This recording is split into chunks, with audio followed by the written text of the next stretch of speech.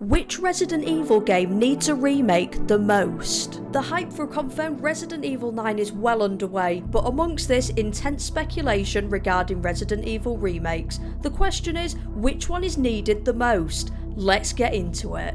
The main contenders within remake rumours are Resident Evil 0, Code Veronica, Outbreak, 5, and a remake of RE1 in the modern RE engine. If we take a look chronologically, here's how they stack up according to their original release dates. I'm going to talk you guys through and rank these games from what I think are the least to most needed in terms of remakes. The least needed, Resident Evil 1 remake. Whilst I agree it would be cool to see Capcom put a spin on things and experience RE1 within the modern RE engine, I'm still not convinced that we're in dire need of this, not when we already have remake perfection.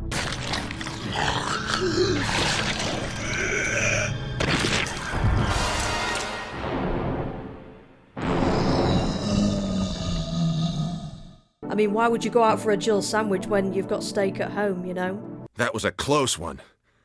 A second late, you would have fit nicely into a sandwich.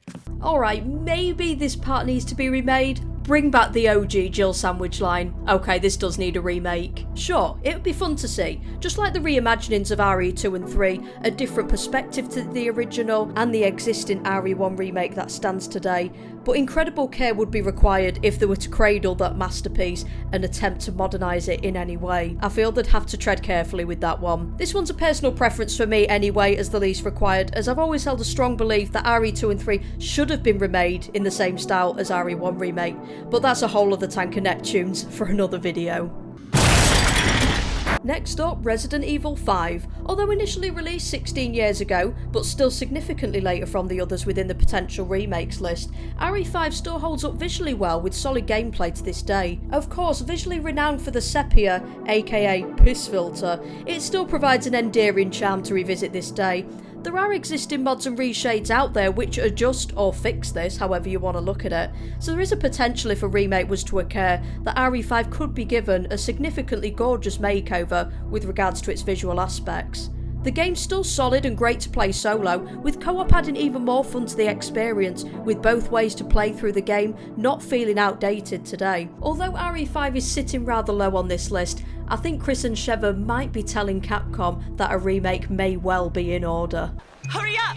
Come on! Hurry up! Come on! Come on! Come on! Come Hurry on! up! Come on! Hurry up! Come on! Come Come on! on! Hurry! Come on! Hurry! A remake would most certainly offer an alternative experience, but I feel that the enhancement or the modifications may not be as substantial as the extent of, for example, Resident Evil 0. This game is regarded as one of, if not the most challenging title within the mainline RE series, between each of the main protagonists, Rebecca Chambers and Billy Cohen. A huge, if not game-changing factor, which this game is well renowned for, is the notorious missing item box, an RE game without one of its staple survival horror features? Depending on how experienced or comfortable you feel with the challenge, this can certainly make for quite an unsteady jaunt throughout the game, with some backtracking feeling like a trek.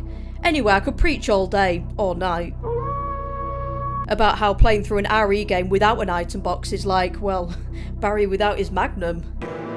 But how about you, Barry? I have this.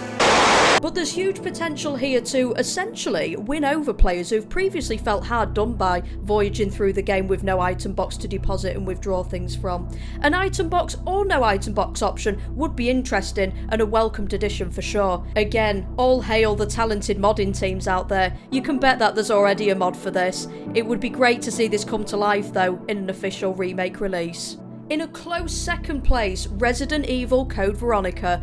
This is without a doubt a well-loved title within the series, hailing back on the Dreamcast, making it onto GameCube, PS2 with Code Veronica X version, brought to the Xbox 360 arcade, and receiving enhancements in HD remaster treatment on the PS4 and Xbox One. Code Veronica feels like it's always been there, available and accessible throughout the generations of consoles. This would be a hell of a remaster, as it's no short and sweet traverse. This game is a lengthy but welcomed adventure, and expeditions both Claire and Chris throughout a zombie-infested Rockfort Island, a not so first-class flight to Antarctica.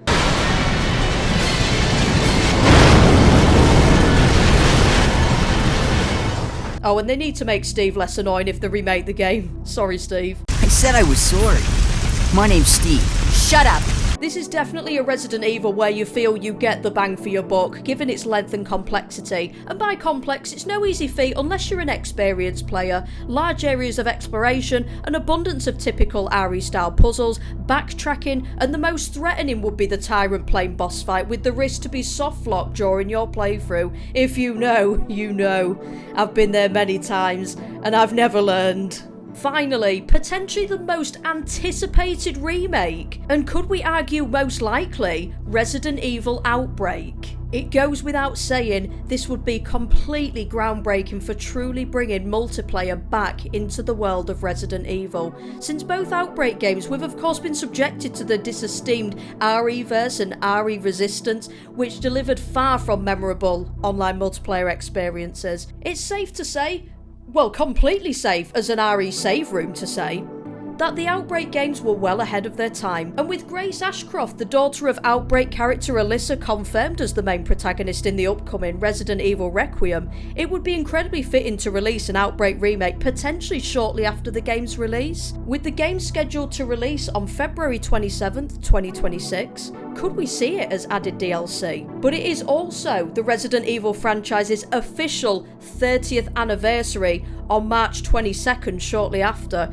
Could we see this or any other remake drop on this anniversary date? We'll see. Before we close out this video, I just wanted to highlight that 45% of our viewers watching our videos are actually not subscribed. If you could take the time to consider subscribing, it would support the channel incredibly and I would be hugely grateful.